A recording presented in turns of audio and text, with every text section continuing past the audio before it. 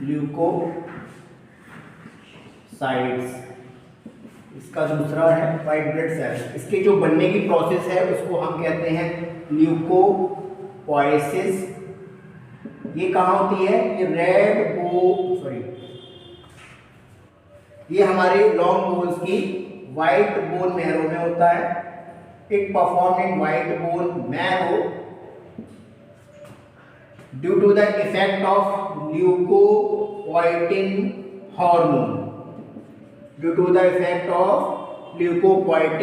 Hormone. अब ये hormone किस पे काम करता है? ये हार्मोन काम करता है आपके जो हमारे वहां पर स्टेम सेल्स प्रेजेंट होती हैं, स्टेम सेल्स या ल्यूकोब्लास्ट सेल्स। ये सेल्स डिफरेंशिएट होके डिफरेंट तरीके की WBC का फॉर्मेशन करती हैं। अब हम यहाँ पर इसको डिस्कस करते हैं कि WBC हमारे दो मेजर ग्रुप में डिवाइडेड है, एक ग्रेनुलोसाइट्स और ग्रेन्युलोसाइट्स। हम बात करते हैं यहाँ पर सबसे पहले ग्रेन्युलोसाइट्स। सबसे एक इंपॉर्टेंट चीज क्या है कि ग्रेनुलोसाइट्स के उनके बोलते हैं इसको ग्रेनुलो मतलब का मतलब होता है इसके जो साइटोप्लाज्म है उसमें ग्रेन्युलर स्ट्रक्चर होता है। साइट्स का मतलब होता है मैच्योर सेल, यानी ऐसी सेल जिसका साइटोप्लाज्म क्या होता है? ग्रेन्युलर फॉर्म होता है। और वो ग्रेन्युलर फॉर्म होने का उसका बेसिक रीजन क्या है? जो कुछ केमिकल का सिक्रीशन करता है, सब्सटेंसेस का सिक्रीशन करता है, इसलिए वो ग्रेनुलर होता है। इस ग्रेना के आधार पे जो ग्रेनुलोसाइट्स होती हैं इनकी जो बनने की प्रोसेस है उसे हम ग्रेनुलोपोएसिस बोलते हैं। ये भी हमारी व्हाइट बोन मैरो में होती है और इसमें 3 प्रकार की सेल्स पाई जाती हैं। सबसे पहले इओसिनोफिल्स, बेसोफिल्स और न्यूट्रोफिल्स।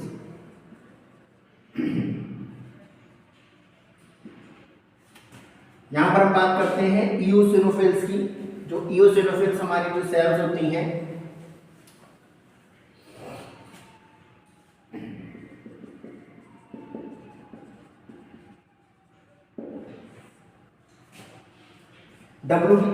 इओसिनोफिल्स जो सेल्स होती हैं हमारी, इनका जो डायमीटर है वो 10 से 14 माइक्रोमीटर डायमीटर होता है।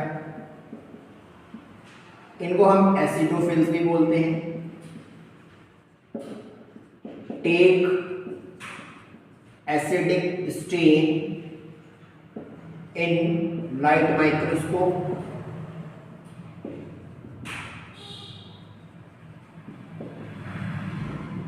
लाइट माइक्रोस्कोप में ये एसिडिक स्टेन लेती हैं, जो कि हमारा स्टेन का जो कलर आएगा that is orange plus red colour का ये अपीयरेंस शो करती है। इनका ग्रीन अगर स्टेन ले लेता है, स्टेन पॉजिटिव आता है तो वो हमें ऑरेंज और रेड कलर का लाइट माइक्रोस्कोप में दिखाई देगा। इनके पास जो होता है वो 2 लोब्ड होते हैं। इनके जो सेल्स का न्यूक्लियस होता है वो बाइलोब्ड होता है। इस तरीके से अगर मैं सेल्स बना के दिखाऊंगा आपको तो इनका जो न्यूक्लियस है वो इस तरीके से दिखाई देगा, इस तरीके से बाइलोब्ड दिखाई देगा। ये इसका साइटोप्लाज्म है, ये बाइलोब्ड न्यूक्लियस है।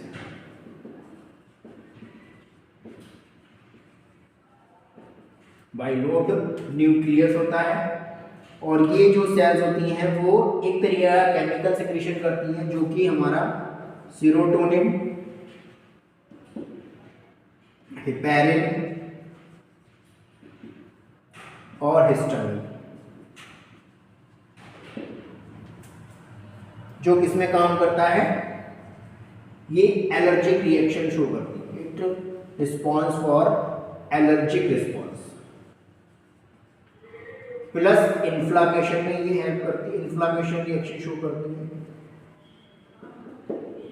और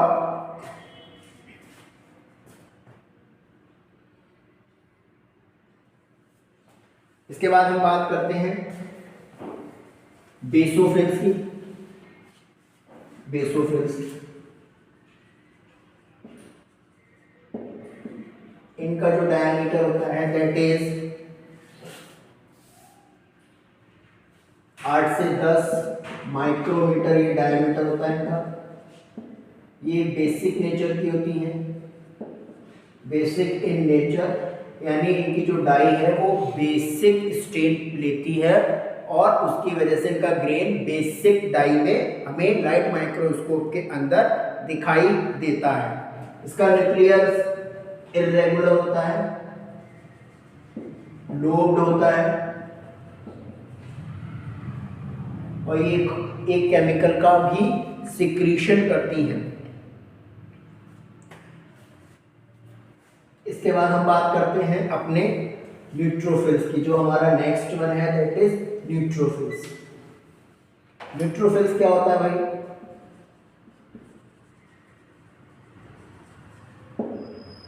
न्यूट्रोफिल्स को हम, दूसरा नाम है इसका पॉलीमॉर्फो न्यूक्लियर ल्यूकोसाइट्स, PMNLS।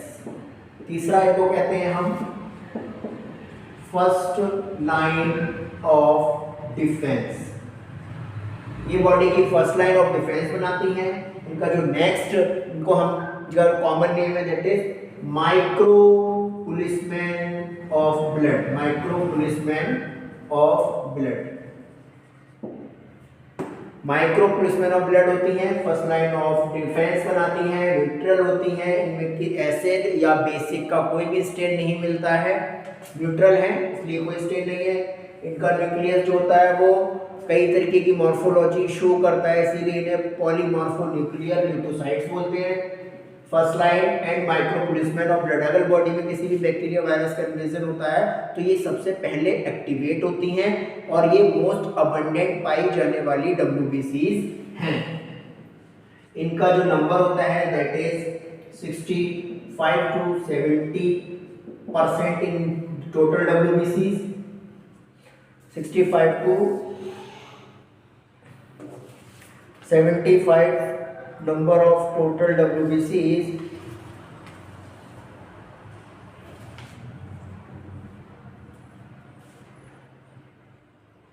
ये एक तरीके की मूवमेंट शो करती है WBC, जिसको हम अमीबॉइड मूवमेंट कहते हैं। और उस मूवमेंट से ये जो प्रोसेस शो करती है दैट इज कॉल्ड डायपेडाइसिस। इस प्रोसेस को हम डायपेडाइसिस कहते हैं, यानी किसी WBCs का किसी कैपिलरी के थ्रू पास होना, मूव करना, उसे हम डायपेडाइसिस कहते हैं। इस मूवमेंट को हम अमीबॉइड मूवमेंट कहते हैं। तो हमारी जो WBCs हैं वो एक तरीके का अमीबॉइड मूवमेंट शो करती हैं। It shows the amoeboid movement in the blood. Okay, इतनी बात क्लियर हो गई। तो ये हमारी बात हो गई आपके ग्रेनुलोसाइट्स और ए ग्रेनुलोसाइट्स की। मैं यहां पर एक अलग से इनका परसेंटेज लिख देता हूं दैट इज, सबसे पहले है इओसिनोफिल्स, बेसोफिल्स, न्यूट्रोफिल्स, ये होती है हमारी 60 से 75%।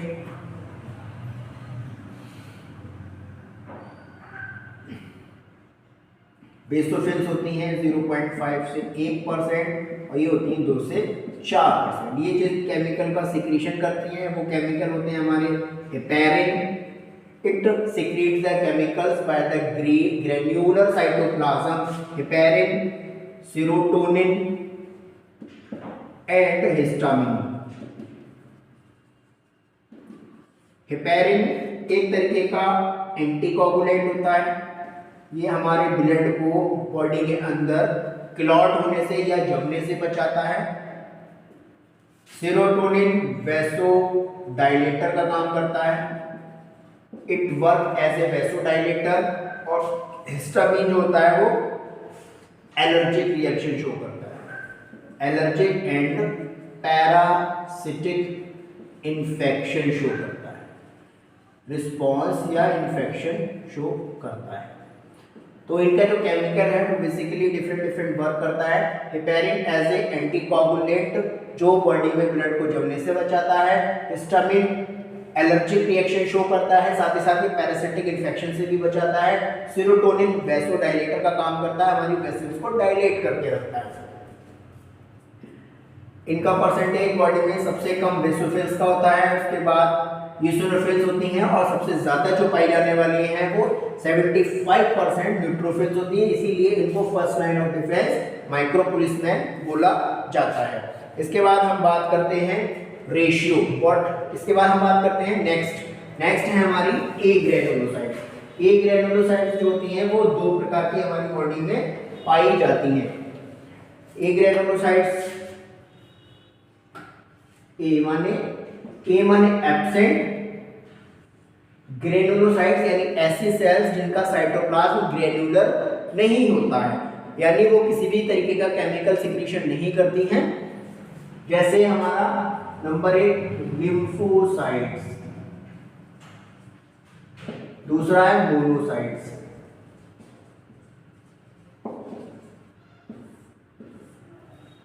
ये हमारे टोटल WBC का मेजर पार्ट बनाती हैं और ये बॉडी में क्या करती हैं, डिफेंस का काम करती हैं। डिफेंस का काम करती हैं। इनका जो लाइफ स्पैन होता है 10 से 11 दिन होता है, 11 days in blood stream, 11 days in blood stream. Lymphocytes defence में वर्क करती हैं और मोनोसाइट्स मैक्रोफेजिस का काम करती हैं। मैक्रोफेजिस जिसके थ्रू ये फैगोसाइटोसिस का प्रोसेस परफॉर्म करती हैं। अब हम यहाँ पर बात करते हैं लिम्फोसाइट्स की। What are the lymphocytes?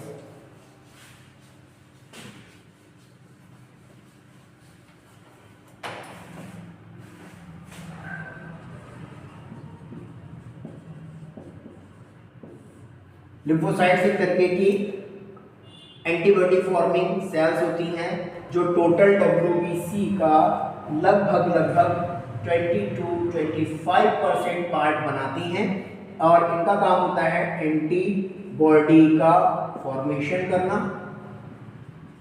और जिससे क्या होता है हमारी बॉडी का फॉर्म्स द इम्यून सिस्टम। इसकी डिफरेंट टाइप की लिम्फोसाइट्स मिलकर हमारी बॉडी का इम्यून सिस्टम बनाती हैं। इनका न्यूक्लियस छोटा होता है, साइटोप्लाज्म सेम अदर सेल्स की तरह पाया जाता है, इनमें भी सेल ऑर्गेनेल्स प्रेजेंट होते हैं। इनकी लाइफ स्ट्रीम 8 से 11 डेज होती है। इन ब्लड स्ट्रीम में एंटीबॉडी का फॉर्मेशन करती हैं। ये हमारी बॉडी में कई प्रकार की होती हैं टाइप्स। ये दो प्रकार की हमारे बॉडी में होती है, एक होती है B lymphocytes, B cells, T cells. B cells दो प्रकार की होती हैं, B plasma cells and B memory cells. इनका अपना अलग काम होता है।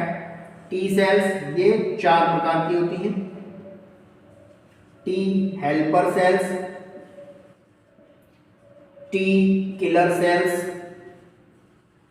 और cytotoxic cells. T memory cells, ये इतने प्रकार की हमारी टी सेल्स और बी सेल्स प्रेजेंट होती हैं जो हमारे इम्यून सिस्टम का मेजर पार्ट बनाती हैं। बी सेल्स का और टी सेल्स का फॉर्मेशन, इनका जो फॉर्मेशन होता है that it occurs in the bone marrow, जिसमें से हमारी जो बी सेल्स का मैच्योरेशन होता है, maturation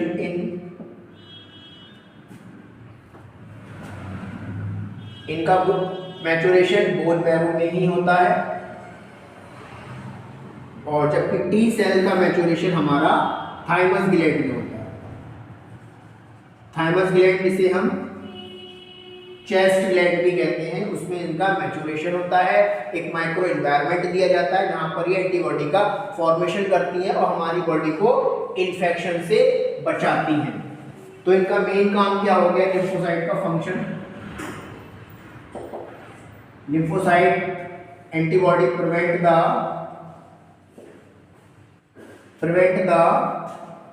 body from infections, antibody formation,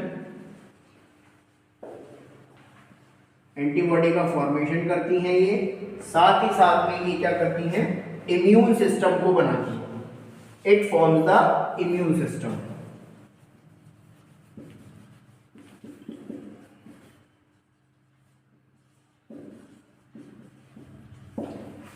ये हमारी पूरी कहानी हो गई इसके बारे में, लिम्फोसाइट्स के बारे में। इसके बाद जो इसकी जो अदर दूसरी सेल्स है दैट इज मोनोसाइट्स। मोनोसाइट्स का हम दूसरा नाम कहते हैं मेगा कैरियोसाइट्स।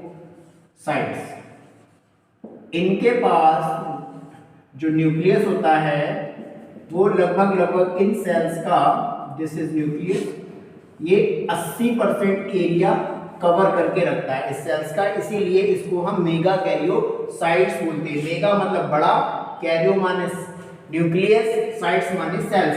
ऐसी सेल्स जिसका मोस्ट ऑफ द स्पेस इसके थ्रू घिरा रहता है, न्यूक्लियस के थ्रू घिरा रहता है, इसीलिए इनको हम मेगा कैरियोसाइट्स कहते हैं। ये टोटल डब्ल्यूबीसीज की लार्जेस्ट डब्ल्यूबीसीज होती है। दीज आर द लार्जेस्ट डब्ल्यूबीसीज। ये एंटीबॉडी का फॉर्मेशन करती हैं, एंटीबॉडी एक्टिविटी शो करती हैं, साथ ही साथ में ये मैक्रोफेजेस बनाती हैं। मैक्रोफेजेस मोनोसाइट जो बनाती हैं वो दो प्रकार की होती हैं, एक फिक्स्ड मैक्रोफेजेस होती हैं, फिक्स्ड मैक्रोफेजेस, और free macrophages.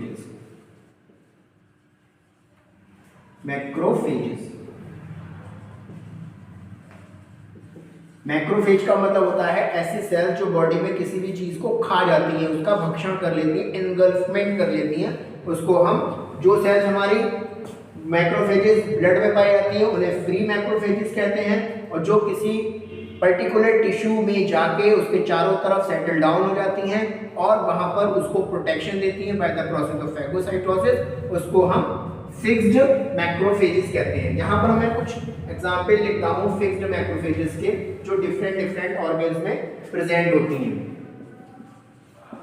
Fixed macrophages,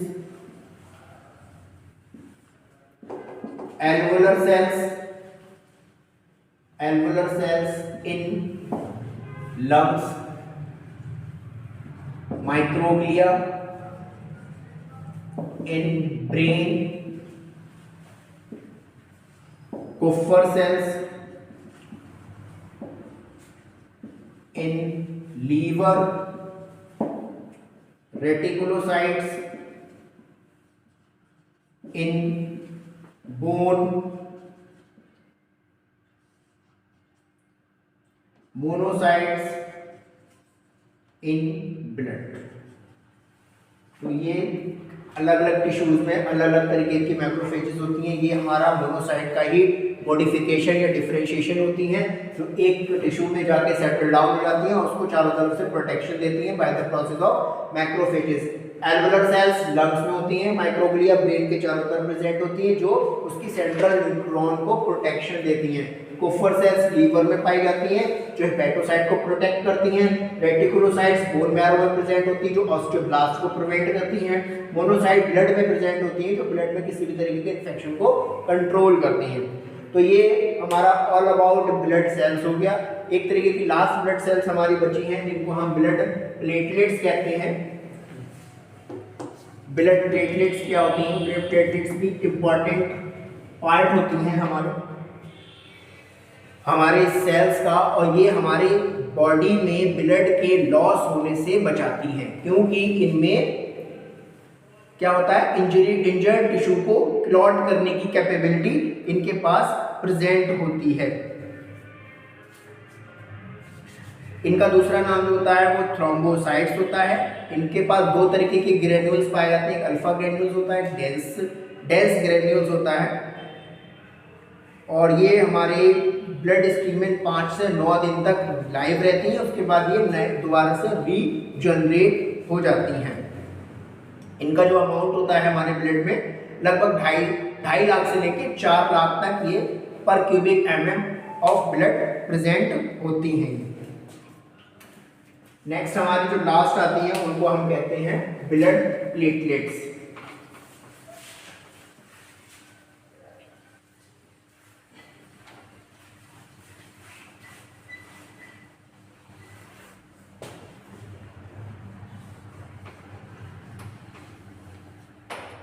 blood platelets की बात करते हैं।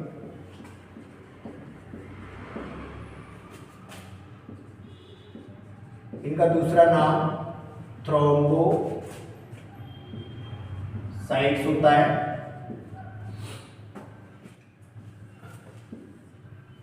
ये थ्रोम्बोपोएटिन हार्मोन के इफेक्ट से ब्लास्ट सेल्स पे एक्शन करता है और वो ब्लड प्लेटलेट का फॉर्मेशन करती है। ये हमारी बॉडी में 5 से 9 दिनों तक लाइव रहती हैं। इनकी जो लाइफ स्पैन होती है वो 5 to 9 days in blood stream.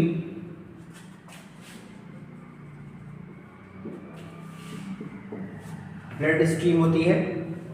साथ ही साथ में इनके पास जो ग्रेन्यूल्स होते हैं वो alpha granules, it has alpha granules और डेंस ग्रेन्यूल्स। ये किसमें पार्टिसिपेट करते हैं? Participate in blood clotting mechanism. ये हमें ब्लड लॉस होने से बचाते हैं। हमारी बॉडी का ब्लड लॉस होने से ये प्रिवेंट करती हैं, जिससे क्या होता है बॉडी में एक होमियोस्टेसिस मेंटेन रहती है। ठीक है, अब हम बात करते हैं बेसिक से, ये हमारी सेल्स के बारे में बात हो गई। अब हम बात करते हैं functions of overall blood. Overall blood हमारी बॉडी में क्या काम करता है? सबसे पहला काम होता है इसका ट्रांसपोर्टेशन, दूसरा है रेगुलेशन, तीसरा है आपका प्रोटेक्शन।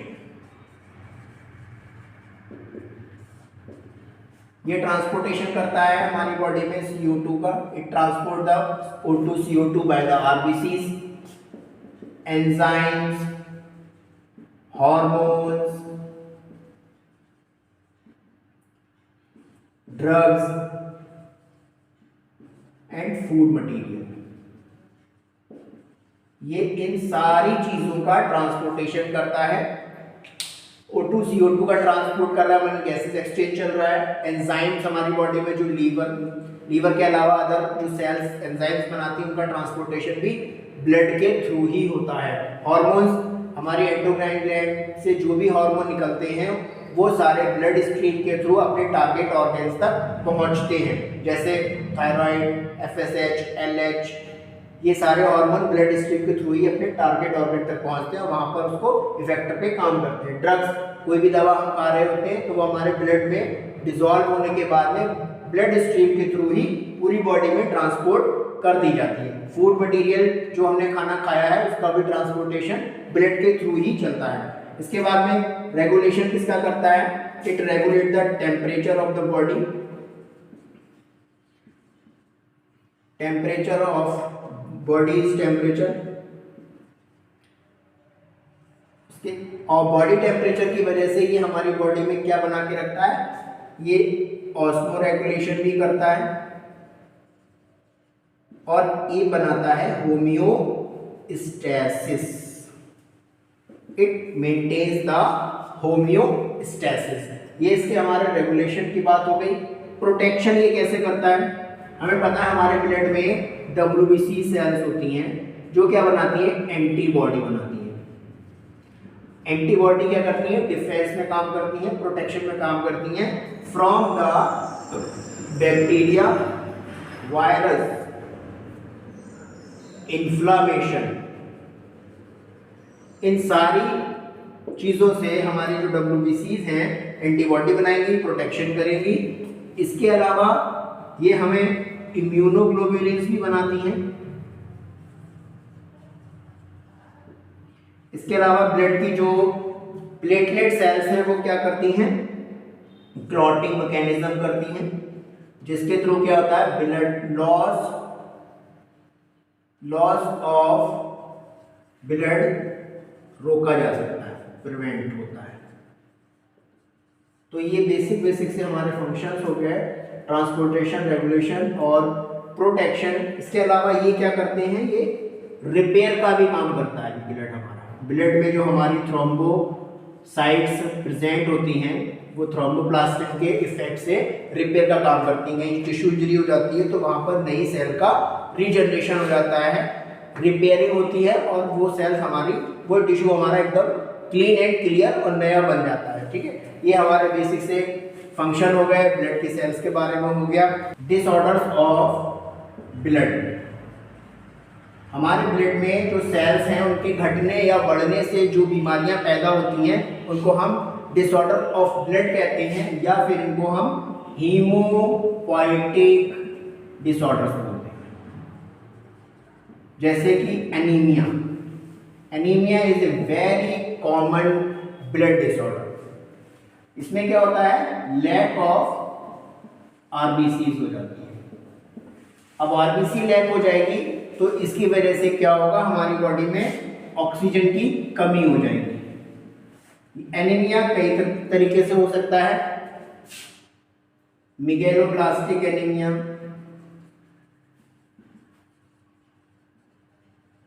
पर्नीशियस एनीमिया,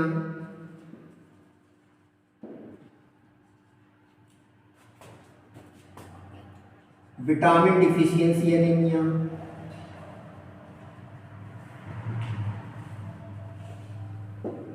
इन सब की वजह से अगर हमारे ब्लड में विटामिन B12 की कमी है, आयरन की कमी है, फॉलिक एसिड की कमी है, तब एनीमिया कॉज होगा। अचानक से ब्लड लॉस हो जाए और आरबीसी का काउंट कम हो जाता है, तब भी हमारी बॉडी में जो ऑक्सीजन कैरिंग कैपेसिटी है वो कम हो जाएगी और वो एनीमिया कॉज करेगा। इसके अलावा प्रेगनेंसी के केसेस में जब हमारी बॉडी को ज़्यादा से ज़्यादा ऑक्सीजन या आरबीसी की रिक्वायरमेंट होती है तो उस केस में आयरन की कमी की वजह से एनीमिक हमारी बॉडी हो जाती है। दूसरा आता है, वो बेसिकली ये क्या है कि ज़्यादातर lack of RBC in our body. दूसरा है leukaemia. This is the decrease of WBCs in our body. Leukaemia अगर अचानक से किसी इन्फेक्शन या इंजरी की वजह से हमारी बॉडी में WBCs का काउंट कम हो जाता है तो उसे हम ल्यूकीमिया कहते हैं। ये दो तरीके का होता है, acute, next one is chronic. इसी का दूसरा नाम होता है ब्लड कैंसर, जो क्या होता है हमारी बोन मैरो में होता है। बोन मैरो किसी वजह से WBCs का फॉर्मेशन करना बंद कर देती हैं और WBC का काउंट कम हो जाता है, जिससे क्या होता है हमारी बॉडी की डिफेंस मैकेनिज्म धीरे धीरे ग्रेजुअली कम होने लगती है। इसको हम ब्लड कैंसर या ल्यूकीमिया कहते हैं। दो स्टेजेस में हो सकता है ये, एक्यूट ल्यूकीमिया और क्रोनिक ल्यूकीमिया। तीसरा होता है ब्लड हमारा ब्लड का थैलीसीमिया। थैलीसीमिया में क्या होता है, हमारी बॉडी में ब्लड का फॉर्मेशन ही नहीं होता।